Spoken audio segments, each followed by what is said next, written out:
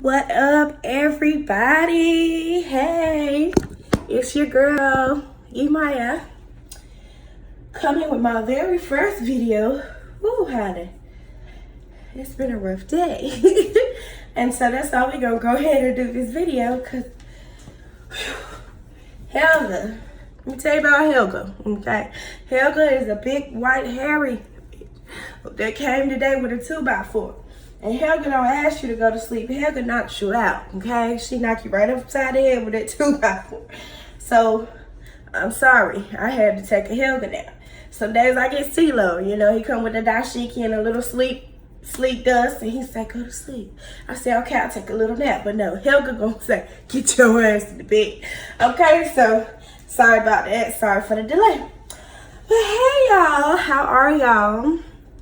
I want to start first with this dying topic. I'm glad I said something on Facebook, because everybody's been commenting about how they've been through similar situations at Dwayne Pregnancy Center. I need to go get my bag. It's proof that I've been there today, and I will show y'all. But, you know, this is my first pregnancy. I'll give y'all some background on me and everything. This is my first pregnancy. I have hypothyroidism, and mainly on my channel, I'm going to discuss my life with hypothyroidism to inspire somebody else with it, and just my struggle, my battle with weight loss. You know, we're going to talk about weight loss. Y'all going to be with me every step of the way. I'm getting ready to go vegan. Over the next 2 years, I'm going to transition.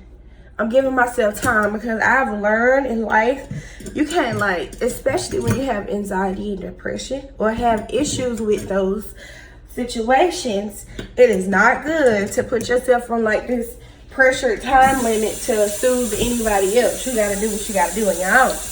But anyway, over the next 2 years, I'm gonna go vegan.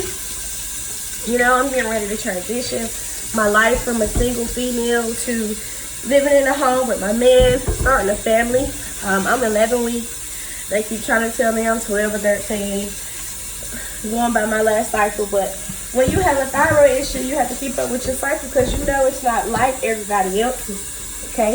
Or some people might have a regular cycle with their thyroid issue. I didn't. You know, I had to get on a higher dosage of my thyroid medicine to get a consistent cycle. Y'all, I look crazy. I ain't feel like straightening my whole head today, so excuse that, but I really don't care. I just need to go ahead and get my first video out. So, anyway, let's start with the pregnancy center, and, you know, I'll give you some background about me. Okay, I'm already a little nervous about being pregnant. So, I signed up to go to the Dwayne Pregnancy Center only because I have a friend that told me about the classes. You learn stuff, you get baby books, and as you learn, they give you free baby items. I'm like, okay, why not? You know, I want to be around some other mothers, start getting into this mommy vibe. You know, I'm 25, I've been by myself all these years since I've been 18 or whatever. And so this is just about to be a big transition for me. This is my parents' first grandchild, besides the fact that my brother's having one too. And both are due in January, so we're gonna see how that goes. That might land a week apart or something like that, perhaps. So yeah, I went to the pregnancy center, even though I knew it was Christian based, because I went a couple years ago to get a pregnancy test done. It was negative, of course. I ain't go to Raleigh, y'all. But I went just to get that test done. They did talk to me about Christ, but they weren't pushy or rude about it. They just, you know, was giving me their opinion on things, blah, blah, blah. So, okay, bye. Today, honey, I don't know what the lady name is, but I had to do like the introductory appointment, you know, so they could talk to me about their standards and what to expect out of the classes, blah, blah, blah. So I went. I signed some papers and I went to this lady's office so she could give me the introduction. And what's sad is I don't remember her name, but when I'm dealing with them, I don't pay them no mind. So we go in there, long story short, she starts asking me how I feel about abortion, how I feel about adoption, personal questions. And then she goes on to ask me, am I going to be a single mom? Is my child's father going